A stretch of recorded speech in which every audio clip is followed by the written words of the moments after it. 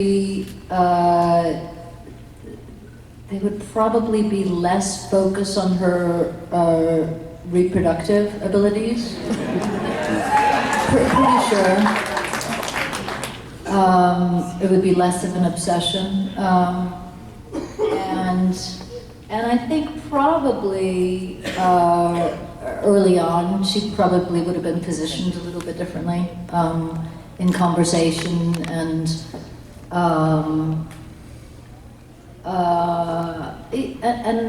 you know, I think on the one hand, as we can see from all of the fans and the impact that she did have, and she, you know, regardless, is and remains a feminist icon. I think that there are a few areas where, given the facts, that maybe it falls a bit short of that, or it feels like she doesn't live up to the potential of what that could be. Thank you.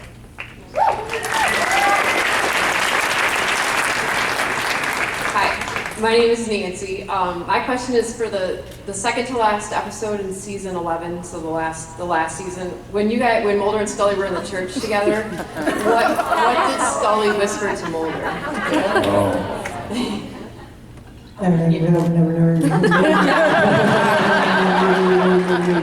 Suck my dick.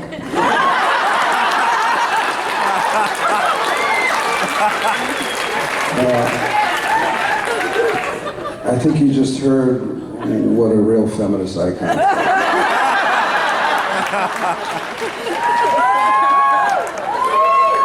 Those were both correct answers.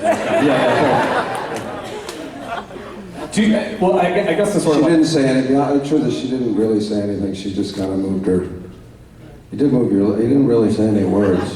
You were just kind of gumming around. You didn't say anything at all. Well, no, but I think at some point it was like, what am I saying? Does anybody know what I'm meant to be saying? Is there something that we're not getting? What would I be There was nothing saying? written. If I were to say something, what would it be?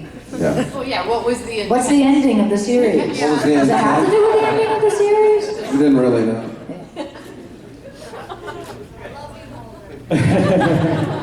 Oh, that's no.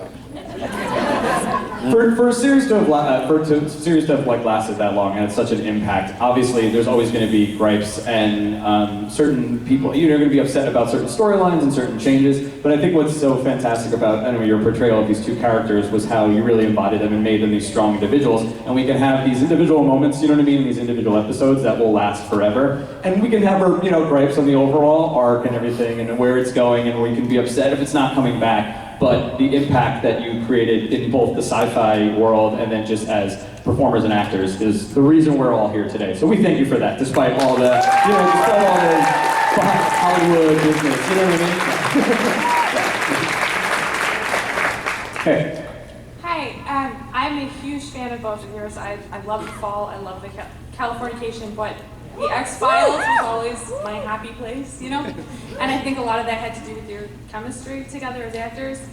And now that the X-Files is over, do you think you guys might ever appear on screen ever again? Together? You know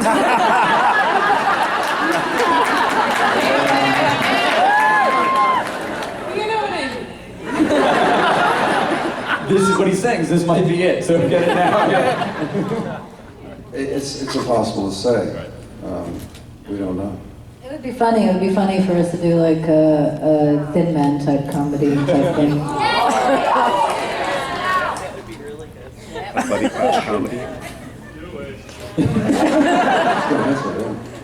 It would be tough, right? I mean, not that you guys couldn't do it, but because we see you as these two characters, iconic characters. It's very hard. Yeah, if it was anything but X-Files, it would be tough to remove ourselves from it. So it would be interesting if it was a fun play or on the characters themselves. Well, we had talked for a while about how fun it would be to actually do a proper spoof feature of the X-Files. In an airplane type kind of...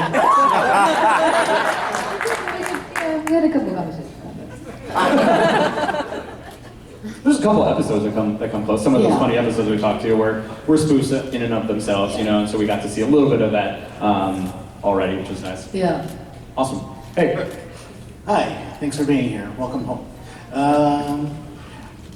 You worked with William B. Davis, who's also a very well-respected teacher of theater and acting. Have you two ever thought about teaching or directing more? I mean, I know you're both novelists, so you created that way, but have you thought about teaching or directing theater more?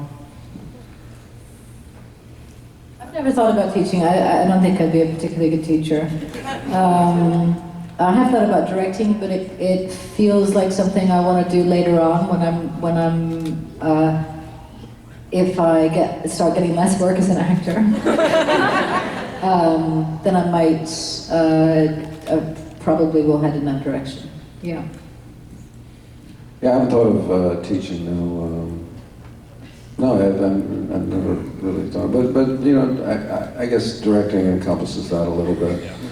But no, I haven't thought of it. Yeah. You make a good teacher. Thank you. Yeah. Thanks. Hank was What would you teach? It's so funny, I'm doing a series called Sex. Come on as a teacher. You can come to the high school and be a Is that teacher. the name of the show? The name of the show is Sex Education, yeah. Good segue. Predator. Wow. David, tell us about sort of the, I mean, you got to direct some episodes of X-Files, which was awesome, and then you have directed some amazing films as well. Do you get a different sort of, just one, yeah.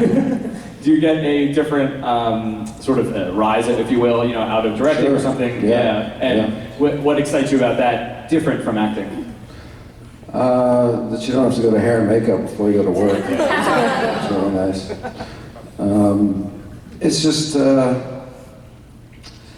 acting is kind of lonely because it's like you're in charge of your job and that's the only job that you're really involved in. And when you're directing, you're kind of collaborating with everyone else and you're not in charge of their job, but I see it as hiring people to do their jobs way better than you could ever do them. And you get to ask people to do great work and just enable them to do it, create a situation on a set where they can. And I like that feeling. It's a lot less lonely than acting, I think, if that makes any sense. Yeah, totally, completely. Well, it's interesting because acting is meant to be collaboratory in a way, but very often, and every job is different, but you kind of need to prepare enough that you could go on and be your own director because most of the time you're directing yourself. You know, I've had more experiences where that's been the case than when I've been able to rely on a director to have more of a collaboratory experience. So, yeah. Especially in TV, right, where there's different directors every episode, different writers every episode. They're coming in, like you said, to sort of just steer the ship, you know, and you're there to really make it happen. What about the cast, though? I mean, you know, we know you guys have great chemistry, and I know there's a question. It did feel like you guys were all very connected, you know, with Mitch and, you know, everyone else in the cast. Or did it feel like you're describing a little more, you know, you were alone and kind of preparing and then coming in and really the magic happened on stage? Was there a lot just performing, or was there a connection outside of that as well with the cast of X-Files? Well, maybe I don't know if I express myself by saying it's lonely. I don't mean alone. I just mean you're kind of concerned with what you're doing, and mostly that only. So it's just self-oriented, like in your job there. Yeah. Obviously you collaborate with other actors when you're working with them. But yeah, we were together a long time, so we you know, I think everybody kind of grew very fond of one another, or you know, reliant on one another in a way over the years. And also, in the way that we were working, there's no time to be social with each other. Right. There just isn't. And the time that you do have, you kind of don't want to see the people that you've been working with all week. You know, you want a break or to spend time with your children or your other life. Hang out with some other show. Yeah. cross lots over the other side. You are bright. Yeah, it's got a very nice yellow shirt on. Gillian, do you think there are any Scully influences on Hannibal? And for David, do you ever meet Bree Sharp? I've been asked that a couple times a day, oddly, about whether there were influence, and that's kind of the point of what I try to do, is to make sure that there isn't crossover between characters, and I work quite hard at finding the differences in order for that to be the case. So let's say no. Yeah, I met Brie. Yeah. Did she really love you? That's a gentleman. Thank you. Hi, I'm a huge fan of both of yours. Gillian, you are like a living queen. David, I love you. You both are just huge influences on me, so thank you for all you do. My question is, how are you both similar to your characters, Scully and Mulder, and how is your relationship in real life similar to Scully and Mulder's, if at all? Jill, you mentioned a second ago about trying to separate, the different characters themselves. But naturally, as an actor, they're going to bring some stuff. Well, this is the point. Those questions are really tough because, to be honest with you, as an actor, it's your magic trick what you do, and it's not magic. So, if you give away the magic trick, then there's no more magic. So.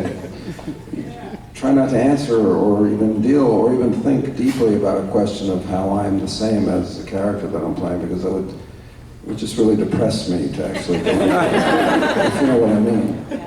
The other part of your question is just real personal, and I wouldn't answer that. Well, I think she's talking about our relationship. I know. Oh, okay.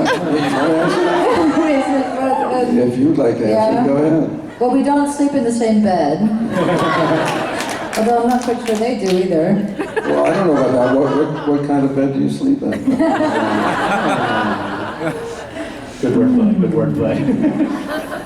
It must get frustrating sometimes, right? To be these characters, not only seeing these characters, because obviously other great works, but to have people come up always and want you to be these people that we see on the TV screen and be the same way in real life. Does it get frustrating, you know what I mean? Hearing. I haven't had that experience. I don't. Which is great. I don't tend to run into people who want me to be a character. I don't think. Yeah, which is great and nice. Yeah. You know what I mean? And I think it's more love and support. It's coming from a place, love and support, not sort of just annoyance, if you will. Yeah. Awesome. Hey. Thank you. Hi. So as season 11 showed us, Mulder and Scully are in fact having sex. So I was wondering, who tops? Hang on a second.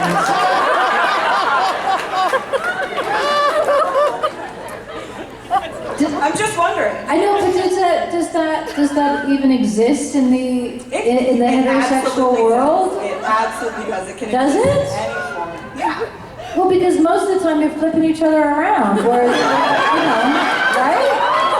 Whereas it's different in the gay and lesbian community. So I'll rephrase it then. Who has control when they have sex?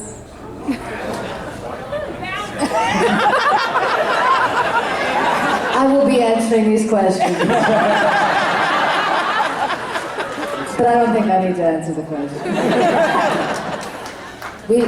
We know the answer.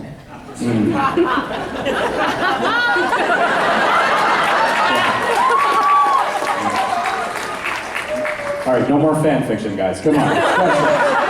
About their careers, about everything. Let's go. Next up. Who's up? David Gillian. I'll be making my own small screen debut here in a couple of months.